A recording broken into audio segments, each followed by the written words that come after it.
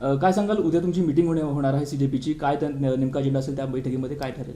उद्याची जी आमची मीटिंग आहे ते आता मी डिस्कस करणार आहे. जंतर मंतरवरचा आमचा एक्सपिरियन्स, काय फीडबॅक घेऊ की याच्या पुढे आम्हाला अजून गोष्टी चांगल्या प्रकारे कशा करू शकतो आम्ही, आणि आमचं ऑर्गनायझेशन कसं वाढू शकतो पूर्ण इंडियामध्ये, आणि त्यासोबतच पुढचा रोडमॅप काय असला पाहिजे, कोणते अजेंडे आपण घेऊ शकतो, हे सगळे आम्ही एकदा डिस्कस करू उद्या.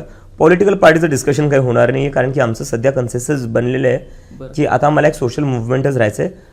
पुढे जाऊन आम्ही त्याच्यावर काही डिस्कशन झालं तर तुम्हाला नक्की कळू.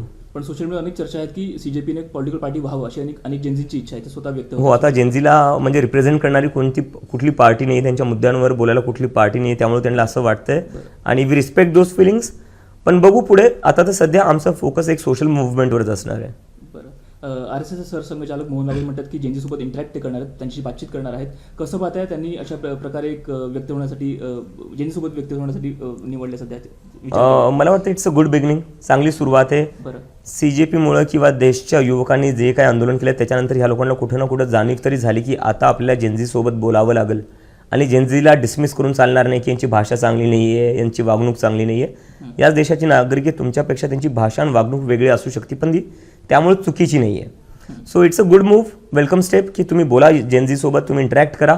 पण मला असं वाटतं की नरेंद्र मोदी असो, मोहन भागवत असो, यांच्यापेक्षा कोणी नवीन चेहरे आलेले, यंग चेहरे आले, ते इंटरॅक्ट करतील तर थोडं बरं होईल. जेनझींना वाटेल की नाही कोणी आम्हाला समजू शकतं.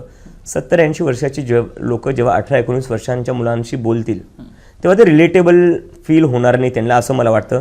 बाकी they are free to do what they want to do.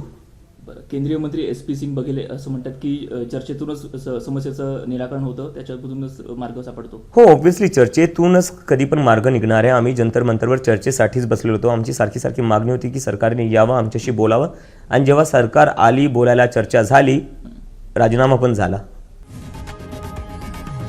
लोकशाही मराठी ऐका, पहा, जागरूक रहा.